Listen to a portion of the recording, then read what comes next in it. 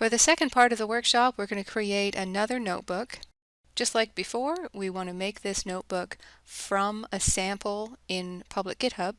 So we'll create this notebook from a URL. We need to give the notebook a good name. We need to make sure to select the runtime that includes NLP, and we need to copy the raw URL from the notebook in GitHub, and then go ahead and create the notebook. Just like with the first notebook, the first thing you need to do is paste your room name and workshop key into that first cell. In this second notebook, we're going to be doing 7 tasks. First, we're basically going to repeat what we did in the first notebook, but we're going to do it really fast in just a few minutes. Then, in step 8, we're going to create some custom dictionaries for our domain-specific terminology. In step 9, we'll use our dictionaries to identify entities in the sticky note comments. In step 10, we're going to then cluster the sticky notes by theme using those entities. In step 11, we're going to read the positional data of the stickies in the mural to augment our natural language processing analysis. In step 12, we'll visualize those clusters in the mural. We'll actually move the sticky notes into groups based on their theme. And finally, we'll create a chart that summarizes the analysis, and we'll paste that chart into the mural. In step 7, we're basically going to be repeating everything we did in the first notebook. In cell number 2, there are a few helper routines defined. So run that cell just to get those routines defined, and then run cell number 3 to create that mural and populate it with some sample sticky notes. Just like before, you can click on the link to open the mural for this second half of the workshop in a new tab in your browser. So here you can see a mural that's in the same state that we ended up in at the end of the first notebook. Just like before, we want to put that sticky note data into a data frame so that we can more easily analyze it here in the notebook. It's a very data science and Python way to arrange the data is to use a data frame. Like before, in cells 5 and 6, we're going to load the Watson NLP default models. And then in cell 7, we're going to define some routines for performing the sentiment analysis and identifying the nouns.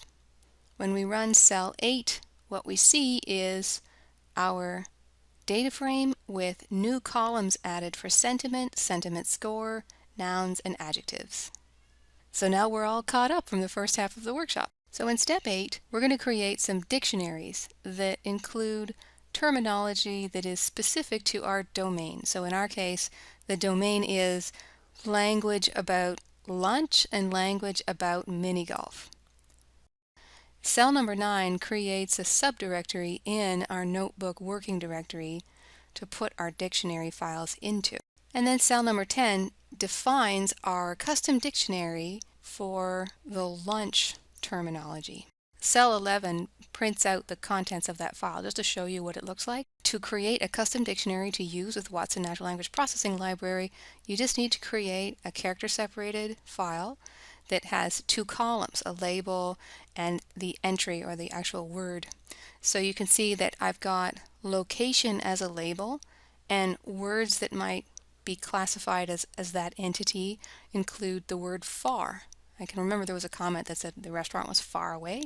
So if somebody has a comment mentioning that the restaurant is far away, then the word far would be captured as a location entity. Similarly, when people are making comments about wanting to have vegetarian options, I'm classifying that as a menu entity. You can see a couple of words are being identified as service entities, words like service, slow, and waiter. And then you can see there's a number of words that are being classified that I want to classify as food-related words, like food, bread, and fresh.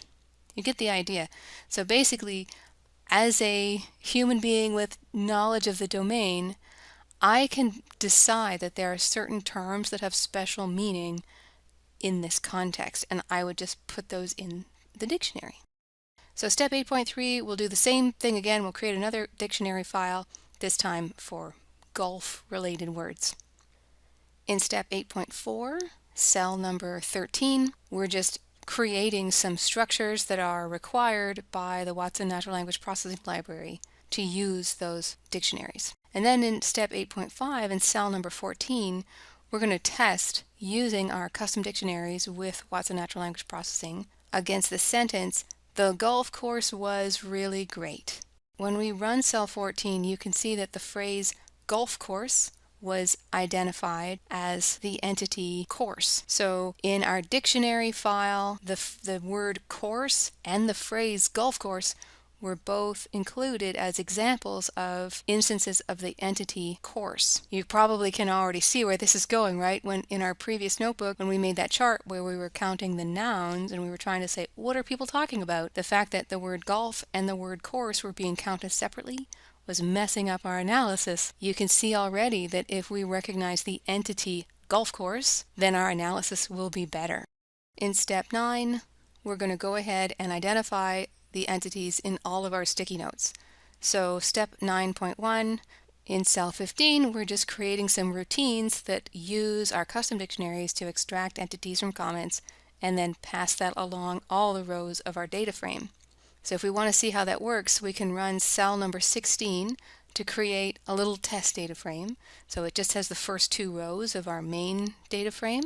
And then cell number 17, when we run that, it shows you what happens when we run our generate entities columns routine. You can see that now 2 new columns have been added, the dictionary column and the entities column. So the dictionary column is identifying which of the 2 custom dictionaries found entities in the comment, and then the entities column is a list of the entities that were identified. Now, interestingly, in that very first row of this test data frame, lunch at the restaurant was great is the comment, and the words lunch and restaurant might seem meaningful at first, but remember again from our previous effort with the analysis by just looking at nouns, lots of the comments about lunch have the word lunch in it, and lots of the comments about lunch have the word restaurant in it, so they're actually kind of noisy. So when it comes to entities, I made a decision in my dictionaries to look for more nuanced kinds of words. So even though this first row has the words lunch and restaurant, and you might think, wouldn't those be pulled out as entities? And here's where customizing the model is a little bit of an art and a little bit of a science. When you get some practice, you can figure out how to get the most nuanced results with the least amount of noise. And we're going to talk about ways you can combine multiple types of information to get the best analysis. So let's go on to step 9.2, and we'll run cell number 18 to just run that analysis for the whole data frame. So there, go ahead and read the results and notice which comments have specific entities pulled out. In step 10, we're going to use a hierarchical clustering algorithm to group sticky notes together using those entities as a proxy for theme. So in cell number 19, we're defining some routines to actually perform that clustering. And just for your interest, in step 10.2, in cell number 20, you can visualize what's going on under the covers. If you're curious to know how does hierarchical clustering work, basically what ends up happening is you can create a matrix where each column represents a unique entity that's found in the comments, and then along the rows of that matrix you can see zeros and ones. The 1 indicates that that particular column's entity was found in that row's comment. So you can see the comments for each row on the right hand side, and you can see where the ones are, indicating that an entity was identified in that comment. And then the hierarchical clustering just uses that matrix to measure the distance between the rows, and that's how it figures out how to do the clustering. If you're interested to know how that clustering is happening, then step 10.2 just visualizes what's going on under the covers for your interest. It's not necessary, it's just kind of interesting. And then in step 10.3, we're going to go ahead and perform that clustering across the entire data frame. When I run cell number 21, you can see a dendrogram that visualizes the clustering results. So this is pretty interesting. You can see 3 comments were about food. There was 1 comment about location, 2 comments about menu, 2 comments about service, and so on. So you can start to see now we've got all these sticky notes, and now we're able to start to structure that information by looking at the clusters or the groups of sticky notes based on the theme that's represented by the entities. Cell number 22 just prints the data frame with a new 2 new columns added indicating the cluster ID and the label for the cluster. You'll notice that at the bottom of the data frame there are a few rows that have no label, and that's because there were no entities identified in those comments. So basically those comments could be categorized as general comments. So what do we do with those general comments though? For example, natural language processing can only do so much. We saw already that we didn't want to pull out words like lunch and restaurant because it's too noisy. We could just look at nouns to figure out what is that sticky note about, so we could combine entities and nouns to figure out what is a sticky note about. But there are some sticky notes that were just really general. So there were some sticky notes that had comments like, "It was lovely," and "so fun." Even a human wouldn't know whether those are referring to lunch or mini golf. So natural language processing can only get us so far here. So in step number 11, we're going to use the fact that MURAL has this spatial visual interface and the fact that the team members in our fictional team celebration day scenario, the team members pasted their sticky notes in the different areas of the mural according to what the sticky note was about. So we can use the positional information of the sticky note to add a bit more context to what the sticky note is about. Cell number 23 uses the MURAL API to list the shapes that are in our mural. So remember, behind the sticky notes, there was a big rectangle for the lunch area, and there was a big rectangle for the mini golf area. And so what we're going to do here is use the MURAL API to list shapes, not sticky notes, shapes. And cell number 24 just prints those for your interest so you can see what those are. When I created this sample mural for the workshop originally, I right-clicked on the lunch rectangle and the mini golf rectangle, and I selected Add to Outline. This is what a mural outline looks like. You can use that to give your mural participants instructions. And because I did that, it put a title and a description in the lunch rectangle and the mini golf rectangle. So that's what cell number 25 is doing. It's just looking for those 2 fields to figure out which rectangle is the lunch rectangle and which rectangle is the mini golf rectangle. Cell 26 actually runs that routine, and then cell 27 prints out the results. And you can see we have found the rectangle widget for lunch and the rectangle widget for golf. Step 11.3 is going to figure out for every sticky note in our data frame, is it inside of the lunch rectangle or the mini golf rectangle? Cell 28 defines the routine. Then cell number 29 runs just a quick test for 1 sticky note. So the sticky note, the very first sticky note in our data frame has the text "Restaurant was far away," and our routine has said that that sticky note is physically located closest to the lunch rectangle. If we go and check in the mural, where is it? There it is. Yes, it's inside the lunch rectangle. So that appears to be working. So we'll run cell number 30 to apply that to the entire data frame. Now you can see there's a new column added to the data frame called category box, and that's referring to whether the sticky is positioned inside of the lunch rectangle or the mini golf rectangle.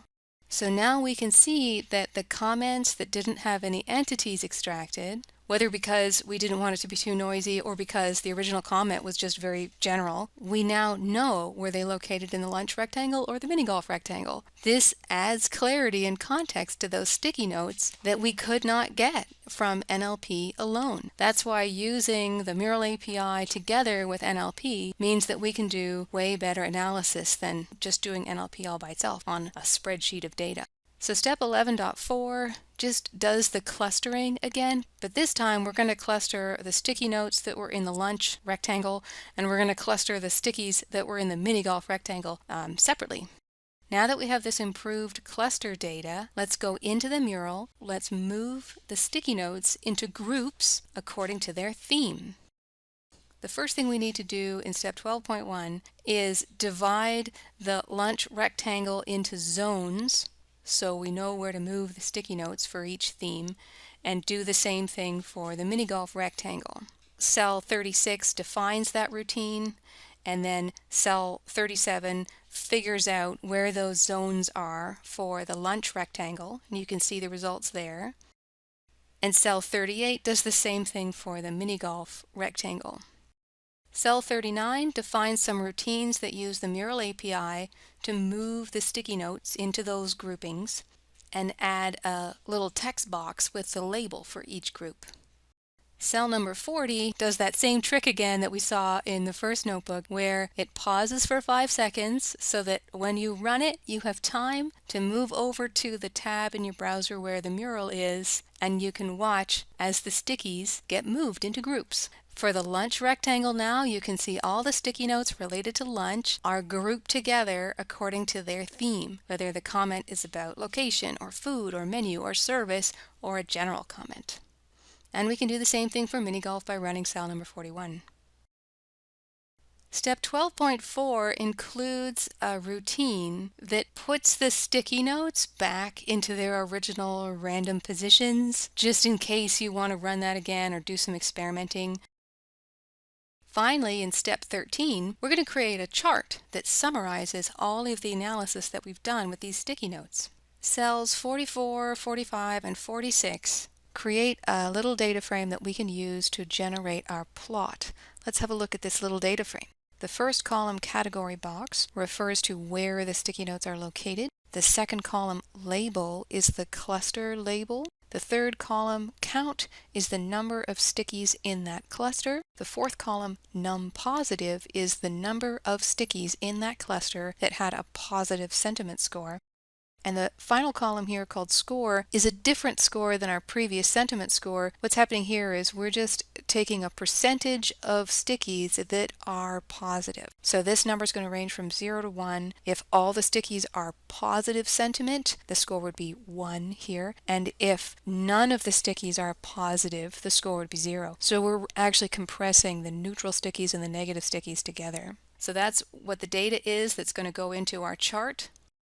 And then step 13.2, in cell number 47, we just need to run the code that will create our plot. And when we run that, you can see a pretty nifty chart. What we see here is lunch comments are in a chart on the left, golf comments are in a chart on the right. The height of the bar indicates the total number of comments in each cluster, and the color indicates that new scoring criteria between 0 and 1. So if a cluster had no positive comments, it would be colored blue here, and if a cluster had all positive comments, it would be colored yellow here. So for example, if you were the person organizing this team celebration day, then you could see right away that generally the comments about lunch were positive, but there were some concerns expressed about the location in the menu. What's cool about this particular plot, if you're interested in how to make charts in Python notebooks, is there's a little feature here where you can hover over each column to see the comments in that theme. So if you were the organizer of the celebration day, you could say, I wonder what did people say about the menu and the location. So you could just hover and see what they said to drill down for more information. So now let's put that chart into the mural itself, so somebody who's looking at the mural can see this high-level analysis. Step 13.3 saves that chart as an image file in the notebook working directory. And then step 13.4 defines a routine that uses the MURAL API to copy that image into the mural. And then in cell number 51, if you run that cell, you've got 5 seconds delay to go over and look in the tab where the mural is to watch as that image gets placed in the mural. So there we have it. We've taken a mural that had sticky notes placed by a team giving comments about lunch and mini golf, and we've added order and structure to that information by using natural language processing and positional information to figure out what the sticky note comments are about, and then clustering them by theme, and then analyzing at a high level for each of those themes whether the comments were positive or not. And then we presented that high-level analysis in a chart with the mural.